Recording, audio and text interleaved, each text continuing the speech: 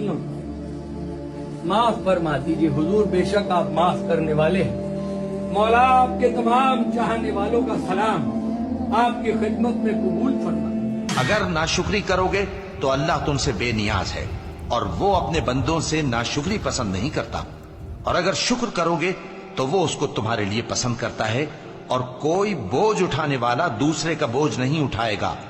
फिर तुमको अपने परवरदिगार की तरफ लौटना है, फिर जो कुछ तुम करते रहे वो तुमको बता देगा। वो तो दिलों की पोशीदा बातों तक से आगाह है। और जब इंसान को तकलीफ पहुंचती है तो अपने परवरदिगार को पुकारता है, उसकी तरफ दिल से रुजू करता है।